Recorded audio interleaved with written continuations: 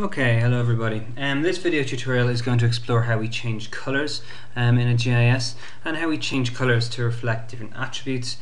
Specifically, in this case, we're going to make a map of all counties of Ireland where each county is a different color. And we're also going to look at how we label features according to different attribute values as well.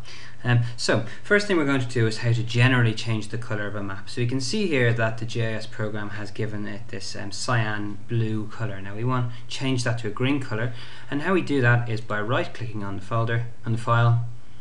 A drop down menu will appear and we want to go to properties, and within properties we can go to symbology up here, and we'll see here that we're using a single symbol to represent everything. So let's click on that symbol there. We're given an option here of all sorts of different colors, so we can either select one from this list or else we can define it ourselves here. Things like fill colors and outline colors and what width we want lines to be and things. But let's just select this olive example here, click OK, then click apply, then click OK. And we can see how we've managed to change the entire map to a lovely olive shade of green, and that the outline for the counties is in a darker shade of black. Okay, what we're going to do now is we're going to make a map where the GIS goes and looks at different attributes of the shapefile, and what it's going to do is for everywhere it sees a different name, county name, it's going to give it a different color. So similarly, we're going to right click on our Ireland Counties file, we're going to go down to properties,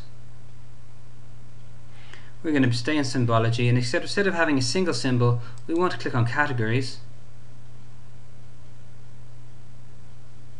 unique values, and we want the field value to be name. So we want it to look in the name column, and then we want to add all values.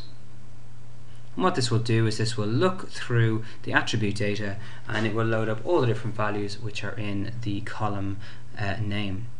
Now, the current color ramp it's using here is this kind of pastel color. That's quite a nice color, but we have the choice of a huge variety of different colors in here, both ramps and kind of graduated color schemes like this green going to red here. But we're going to leave this pastel color at the moment. And if we wanted to change the individual color of a county, we can do that quite simply just by clicking right beside it on here, and then we're back into this box here and we can change that color. Okay, so let's click apply and OK.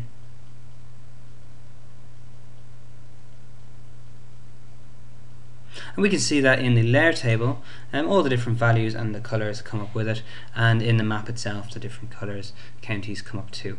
So the next thing we're going to do is we're going to look at how we label each of these counties. What we want to do is have a label inside each county with the name of the county in it. Back into Ireland Counties, right click, and then back down to properties again.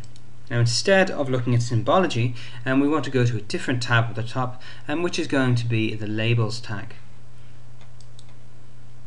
We want to click this box here, which gives us the option of labeling the features in the layer, and then we want to stress that we want it to look in the column name. We could of course label it by any of the attributes, for maybe area or perimeter, but we're going to pick name this time. We're then going to click apply and then OK. The process for doing this is the exact same with any kind of vector data.